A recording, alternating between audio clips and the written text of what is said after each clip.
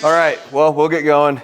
It's like attended like a Monday morning in July, mid-July. So this is about the busiest, craziest, most chaotic week for a lot of people, kind of the height of travel and all that. So Mosiah, we rolling? You've been getting me, shooting the stuff.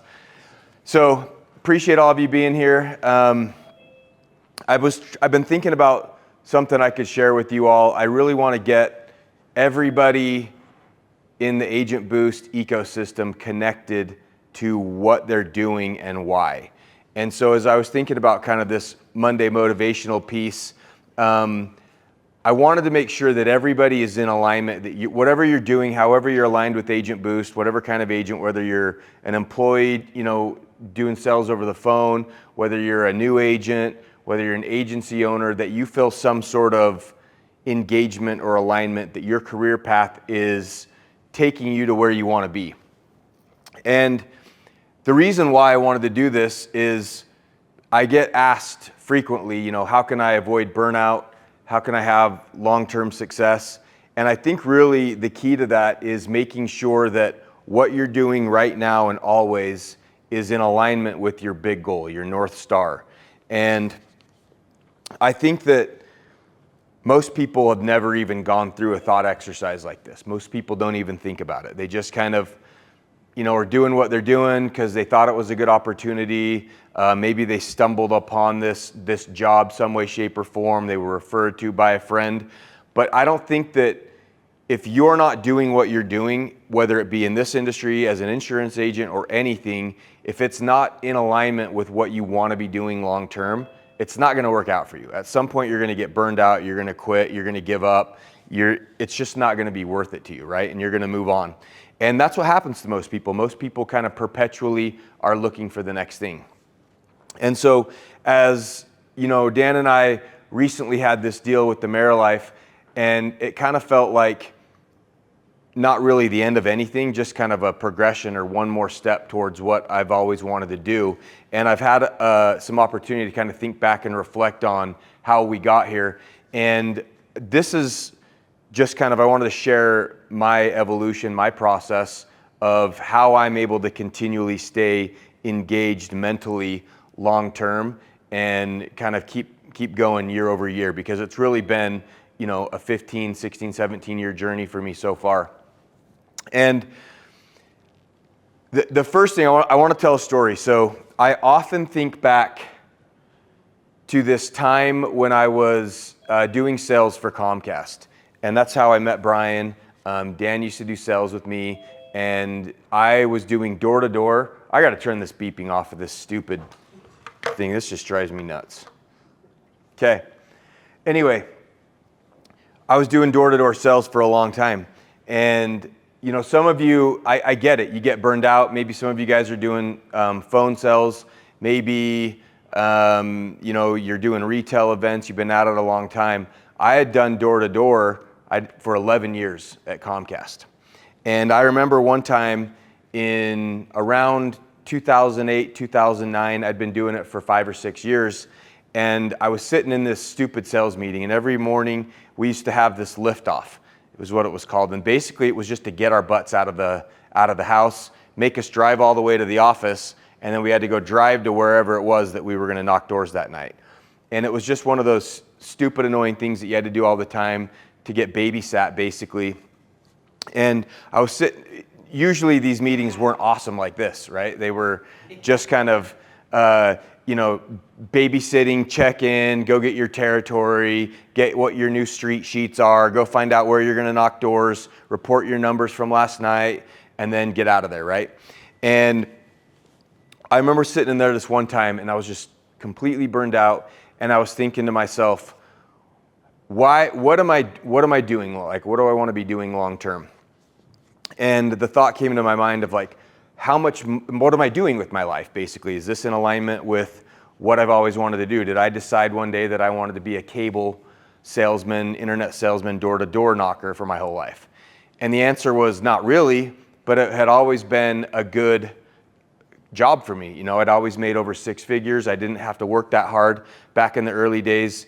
Me and Brian would sit around and play video games all day until about 5 o'clock, and then we'd go work for 2 hours, go sell something, and then be done, right? That was the life. And I thought to myself, how much money, right, do I need to be making in my life to where I feel like I'm fulfilling my potential? And at that time, my wife, when we first got married, really wanted me to be a doctor or a lawyer or something like that. And that always sounded, pretty miserable to me. I wasn't in for going to school for 8 to 10 years. But I thought, well, if I'd have done that, I probably would have been making pretty good money. What do doctors and lawyers make? I think they probably make around $250,000, $250,000. So I thought in my mind, if I could just get to that level annually, I wouldn't feel like I was selling myself short, right? I would feel like I'd kind of was achieving my potential. And I thought, with what I'm doing right now, doing door-to-door sales, could I ever make that amount of money? And the answer was no. I was always crushing it. I was always very consistently top 5 in that company. I still think I'm the most, generated the most revenue ever here in Utah for that company.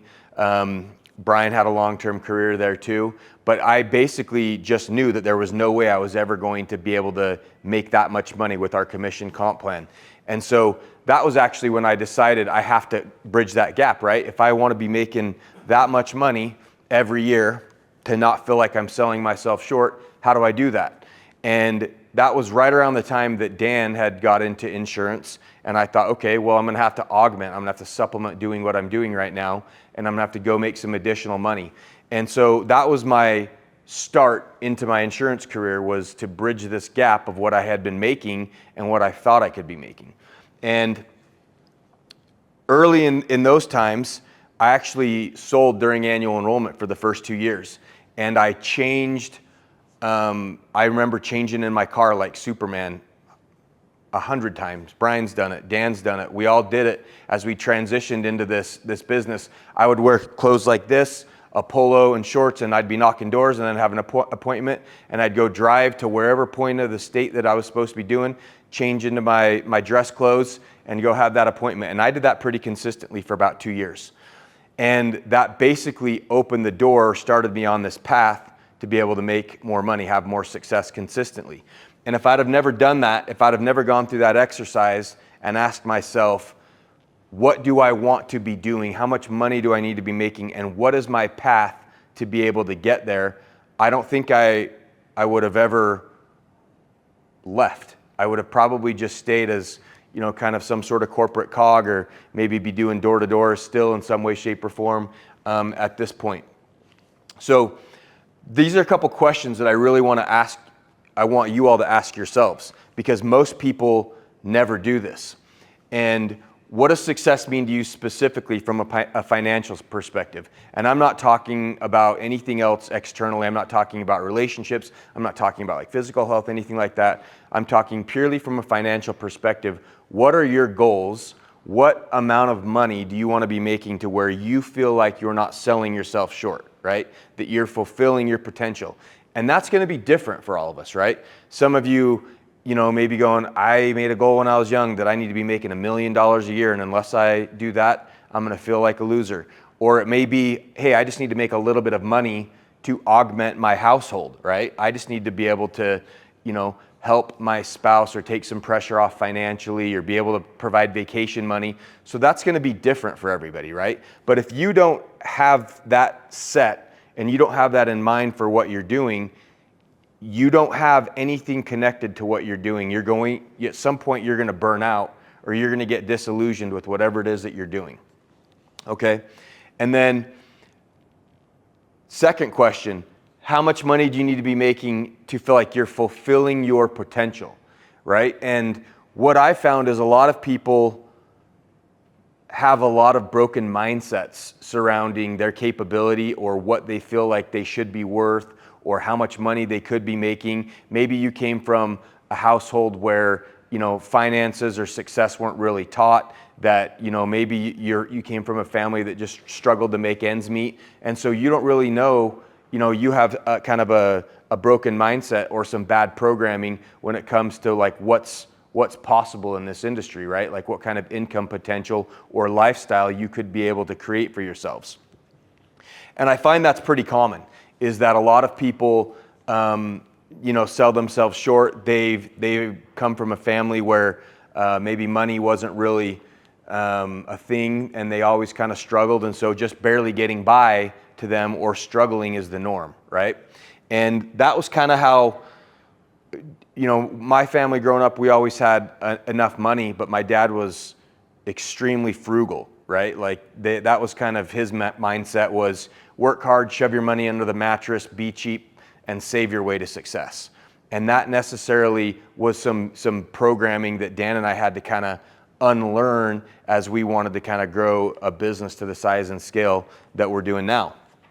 And it was funny because I spent some time with my dad in Alaska this last week, and we talked about, kind of some of those different mindsets, but that was kind of his old school, traditional mindset. And that was what he'd learned from his father, who learned from his grandfather.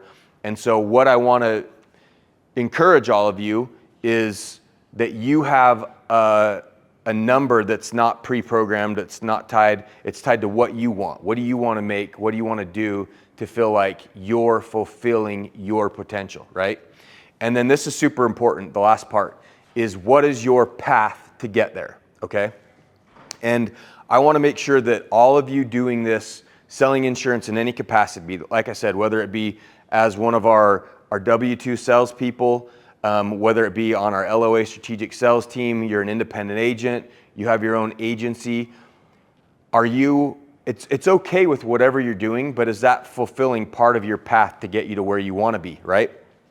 Maybe you need that W-2 income, you need that base and the benefits and all that right now, but it's teaching you the industry and you're going to be able to progress. Maybe it's just, that's great, and it's fulfilling what you need, and you just need to execute and be able to, sell what you need to, and that income is great for you. I just want to make sure that you have the path and the alignment of whatever it is that you're doing, that it's in line with what you want to be doing long term. And that's how you don't get burned out. When you can see that progression, when you can see that that pathway there, it will keep you motivated and keep you engaged when it gets in these dog days of summer, when it gets boring, when it gets hard. That's what'll keep you engaged. All right. So if what you're doing is not in alignment with where you want to be going, some way, shape, or form, let us know. Let your supervisor know, let me know, let your team lead, let your agency owner or your sub-agency owner, and we can help you develop a path to get you to where you want to go. Now, then once you've identified that and you have that pathway, this is what the exercise that I went through, where I was like, there's just no way that doing what I'm doing at Comcast is going to be able to provide me that lifestyle. And so I had to build my way out, and I couldn't just quit right then and there and replace that income. I worked basically 2 full-time jobs for at least a couple of years. I was just talking with Brian about this a while ago. I think it was last week. Brian, when he transitioned at some points of his life, he was working 2 jobs. He was stocking shelves at Walmart at night, right? And those are the types of things that you need to be doing if you really want to be making it long term, and not just this industry, but whatever, right? It's funny that people will come to me and they're like, oh, hey, I don't know how to make it or how to get going in this industry. And what they are really saying is, well, I want to work 20 or 30 hours a week and be able to not have any pain right now, not have to sacrifice anything, and I want this to just work out for me. And I'm like, well, you don't really want it. You just kind of want it. You think you want it. So anyway, I hope that makes sense. Ask yourself those questions, right? Have those numbers in mind. What do you need to be making? Is it like your long-term North Star plan? And how much money will make you feel like you're hitting your potential in life, right? And then what's your path to get there? And then let's design that and let's work hard towards making that happen. Appreciate you guys. We'll move on from there. So trainings and updates. We're about to enter carrier rollout season. This starts basically this week. And this is like a super fun time, especially for Dan and I, where we get to travel all over the country to exciting destinations and sit in conferences and learn about the wild, exciting world of insurance changes. So today, or actually tomorrow, the WellCare team's coming here to Salt Lake, which is nice, being a great partner that we are with WellCare, and me selling them last year at North Carolina with me and Brian about all the great virtues of Salt Lake City and Park City and how cool it would be if they did their national rollout here. They decided to do that here, so that takes a little bit of load off, but they'll be in town tomorrow. I've got Select Health next week. Dan's going to Humana. We've got all these carriers, the carrier rollout sessions are starting this time of year. What's good about that is we're going to get high-level direct information that we can bring back to all of y'all. What we're starting to see in here for this upcoming year so far is, in general, some of our preferred carrier plans are starting to say, hey, things are going to look pretty good. Some of these plans, Humana had given out a statistic that said about 80% of plans are going to look slightly better than they did last year. Now, I still think that means we're in for a lot of pain. We know some of these large carriers have to shed a lot of this unhealthy, unprofitable membership. So we're going to see, again, a lot of SARS, service area reductions this year, and we're going to have segments of our books of business that we do need to roll. We are going to see some areas of the country that are kind of turning into Medicare, especially Medicare Advantage, barren wastelands where there's not really any plans available. I think we're going to see some areas really struggle, like Wyoming, with some of these PPOs and things like that are getting sunset, that are not profitable. And so we're going to see a little bit of a retraction, especially in some of these rural, unprofitable areas. So we're going to have a lot of good, high caliber information to be bringing back to you guys. But while we're going through this time in summer, you're continuing to add new policies to your books. You're starting to identify your game plan for annual enrollment, right? You're starting to go, hey, here's some policies that I can see on my book of business that potentially could be at risk. Start building a strategy to be able to take care of those early on in annual enrollment, and then shift into growth mode, right? Keep track of any areas or any disruption that you're hearing about and seeing all across the country with any of these carriers. There's going to be big opportunities for us to, when all this movement happens, to capture a lot of that.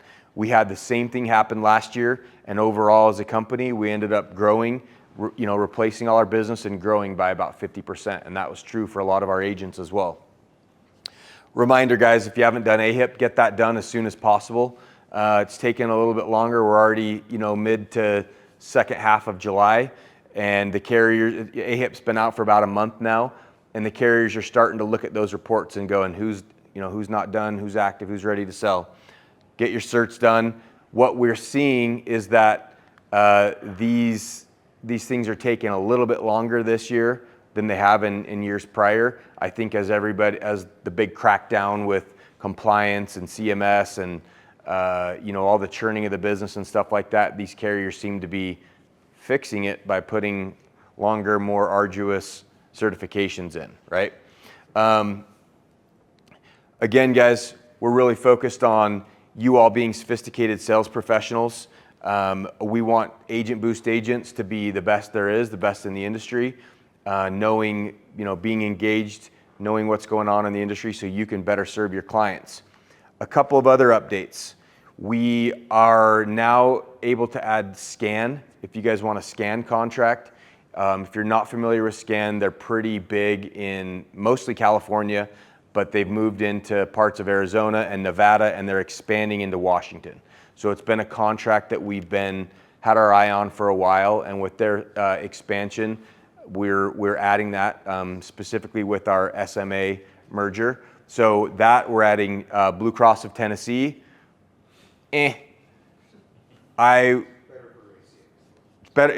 for ACA. Who knows if are they even paying commissions on MA right now? If you're a Blue, what do I say? Just kidding, everybody. But Blue is not. If the Blues are not paying a lot of commissions nationwide, and they seem to be kind of having a domino effect, all these Blues all across the country. So I would be very hesitant to encourage you all as our distribution to be writing a lot of Blue Cross business right now, because I think one of their go-to tools right now has been to suppress and eliminate commissions. So also we're going to be adding alignment. If you all want alignment, you think that'll be ready this week, B?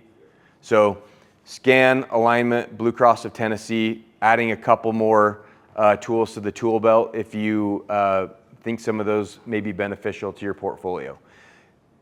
Again, guys, I don't think you need to be all things to everybody always. You don't have every carrier you align with is just one more cert you have to do every year. It's probably not worth picking up to write one plan, one time in one state. But if it's going to be part of your comprehensive strategy, then let's add these contracts for you, okay? Again, guys, we've seen major improvements on our effectuation. I don't want sales raptors. That's the guys that are using the system. We're seeing a major crackdown on all of these types of organizations pretty consistently across the country. One of the cool things that we've been doing as a company that I never thought we would ever care to do or would want to do is we've been meeting and talking with CMS pretty consistently. On the Medicare and ACA side, we actually have a call with some high-level CMS individuals this week, kind of bending their ear, getting feedback, giving feedback from what they're doing. And I will say the one cool thing is, at least it feels like CMS right now is engaged and active way more than I've ever seen in my entire career, where usually they kind of act like the Wizard of Oz behind the curtain, where they just set these nebulous rules and then we all have to kind of live by whatever the consequences are. So we are really trying to be market leaders and engage with them and kind of figure out ways that we can support them and we can give our feedback and that we can kind of see things from their perspective so we can all better serve these Medicare beneficiaries, right? Our effectuation's got a lot better. Highlight here, guys, pipeline management. Get ready for AEP right now. We're already getting into August and September. You should be moving people in your CRM that you should be helping for waiting for eligibility or AEP. The things that you do right now are going to make a difference for you during annual enrollment. They're going to be the difference. They're going to allow you to write a lot of apps. And these are the things that our agents that really kill it during AEP do, is they set themselves up for success year round, and they start basically putting these things into place right now. I'm going to be talking about pre-sales during that October 1st to October 15th time, where you all, we say AEP starts on October 15th, but it really starts in September with prep. And the marketing and the real success starts on October 1st when we can talk about these benefits, we can communicate to our beneficiaries, we just can't perform the enrollment yet, okay? So I'm gonna be hammering that drum hard like I have the past 2 years, is pre-sales during that October 1st to October 15th time, because that's really gonna set you up for a huge AEP. The community center, hope you guys are using it. We're putting stuff in there pretty consistently. Reminder, guys, of this agent referral bonus. We're having agents cash money on these pretty consistently, referring agents once they become active. And that's any 15 types of policies, right? MA or ACA policies, we'll pay that referral bonus out. We've got this agent elite training here in Tampa. Myself, Rich, Jordan, and Lex are going out there. It's also coinciding with the 2-year anniversary of the signing of our Tampa office, so it's been 2 years already. So we're excited to spend some time out there and do this training. If you all want to go, any of you that hear this, it's no cost. If you are a new agent and you've recently produced, new agent, okay, meaning you've come on board in the past year, not you've been with us for years and years and years, and you've produced any 15 policies, we will pay for you to go out here to this elite training. And you haven't gone to one before, okay? This is not Agent Boost paying for you for a free vacation. It's to go get some great training out there. I think it's gonna be pretty well attended. We're estimating 30 to 40 people already for this one. And this big thing that we tout, this 80% success, most of our top performing agents this year and last year have gone to this elite agent training, okay? So there's a high correlation of investing your time, effort, and energy into going to a training like this and then learning, the current ways of doing things, the best practices, getting some deep training on a couple of these topics here. So please make an effort if you're interested to come out to this elite training. And then trip updates. The update is that I'm committed to finalizing where the destination is this week. Dan and I haven't probably sat down. We caught up for about an hour on some stuff last week, but before that, we haven't really even sat down and talked fairly consistently for over a month. So we just really need to dial in if this is going to be viable with the inventory that they have at Cayman, or we need to shift gears a little bit. But here is the trip update. This is what I pulled of this morning. Randall, Lorena, Sophia, Fernando, Baque, Carolyn, Luis, Michael Bertier, Francisco, and then it looks like Christine and Linda Nielsen are right on the cusp. This fella here, he ain't here anymore, so he's not going on that trip, so there's a spot open up. Month to date, these are really great numbers for a July month to date so far. We're trending to do just as much this month, basically, as we did last month. I don't know, this Israel, I don't know what these rewrites are, but we'll have to look into that. But some good numbers here. Blake, these are ACA that are pulling, so just so everybody knows. Carolyn, Rogelio, Randall, some new names, guys, some fresh blood at the top of these leaderboards. But I like showing these because July is the worst month of the year for sales, but we have people who are just pretty consistently nailing it, right? People still need help. The leads have been great. And if you're engaged and putting the time in, you can definitely write a high volume of business, even this time of year. That's what I got for you guys. Any questions? Any comments? Hey, I appreciate this group here that's always here for the Monday morning meetings.